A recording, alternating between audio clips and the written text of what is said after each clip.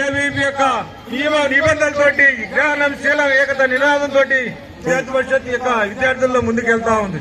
అదేవిధంగా ABP 1949 July 9వ తేదీన యొక్క ఢిల్లీ యూనివర్సిటీలో యొక్క ఒక ప్రొఫెసర్ అంటే ఈ యొక్క విద్యార్థుల్ని ఈ సమాజంలో జరుగుతున్న అనేక విషయాల మీద పోరాటం చేయడానికి ఒక విద్యార్థులు తీసుకురావాలి, సమాజంలో తీసుకురావాలి ఉద్దేశంతో ఒక యూనివర్సిటీ ఢిల్లీ యూనివర్సిటీలో ఒక ప్రొఫెసర్ చేత కొంతమంది విద్యార్థులు చేయడం ఇలాంటి విద్యార్థుల చేత ఏబీపీ స్థాపించడం జరిగింది. ఆనాటి నుంచి ఈనాటి వరకు విద్యార్థి పరిషత్ అనేక రకాల విషయాల మీద ఢిల్లీ నుంచి గల్లీ దాకా, కాశ్మీర్ నుంచి కన్యాకుమారి దాకా అనేక విషయాల మీద పోరాటం చేస్తా ఉన్నది. ఈరోజు చూస్తా ఉన్నాం జాతీయ జెండా కోసం ప్రాణాలు అర్పించే ఎంతో యొక్క విద్యార్థి పరిషత్ కార్యకర్తలు ఉన్నారు. అదేవిధంగా ఢిల్లీలో మీకు జమ్మూ కాశ్మీర్ సంబంధించిన కొన్ని ప్రాంతాల్లో జాతీయ జెండా ఎగరేయాలంటే ఆ యొక్క తీవ్రవాదులు భయపడి ఆ యొక్క జాతీయ జెండా ఎగరేయాలని భయపడేవారు.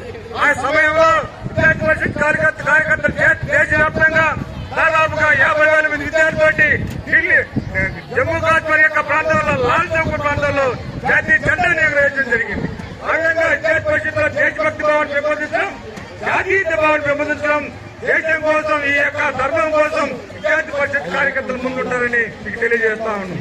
అదేవిధంగా ఈ యొక్క మన దేశంలో అక్రమ చొరబాటుదారులు ఈ దేశంలో అనేక రకాలుగా దేశంలో దేశం నలుమూల యొక్క దేశంలో చొరబడి ఉన్నారు. ఈరోజు చూస్తా ఉన్నాం ఈ దేశం మన ఇంట్లోకి ఒక వ్యక్తి వచ్చారని మనం ఊరుకుంటామా? ఊరుకో కదా.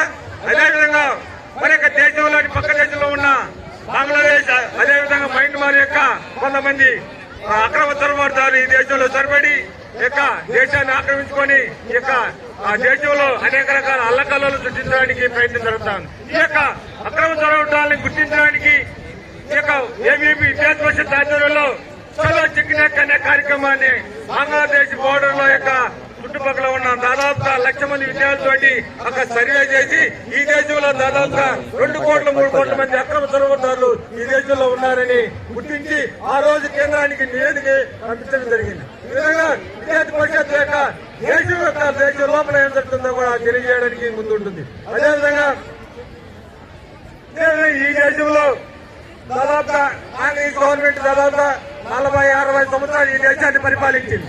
ఆ యొక్క కాంగ్రెస్ గవర్నమెంట్ పరిపాలనలో ఆ యొక్క ఢిల్లీని ఆ యొక్క ఆకాశంలో స్కాము, అదేవిధంగా భూమి మీద స్కాము, అదేవిధంగా అనేక రకాల స్కామ్ తోటి వీళ్ళ స్కాము, గడ్డి స్కాము, ఈ స్కామ్ ని వెలుగు చేయడానికి ఆ రోజు విద్యార్థి పరిషత్ అనేక ఉద్యమాలు జరగడం జరిగింది. ఒక ఫోరం స్టార్ట్ చేసింది, యూత్ ఎకనమిస్ట్ కరప్షన్.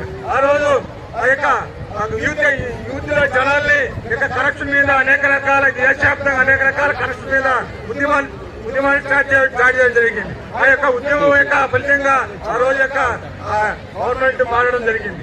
ఇక అవినీతి మీద కూడా విద్యార్థి పరిషత్ ముందుండి విద్యార్థుల్లో చర్చలు తీసుకురావడం, సమాజంలో మంచి విషయాలు తెలియజేయడం విద్యార్థి పరిషత్ కార్యకర్తలు ముందుంటారు. అదేవిధంగా ఈ దేశంలో ప్రతి పౌరుడు ఒకే దేశం, ఒకే చట్టం, ఒకే న్యాయం ప్రతి పౌరుడికి ఉండాలని విద్యార్థి పరిషత్ కూడా ఈ దేశానికి సపోర్ట్ గా ఉండాలని ఈ దేశంలో అనేక విషయాల మీద పోరాటం జరుగుతా ఉంది. ఇదే విధంగా ఈ దేశం కోసం తెలంగాణ రాష్ట్రంలో ఆగ్నేయ యూనివర్సిటీలో ఉస్మానియా క్యాంపస్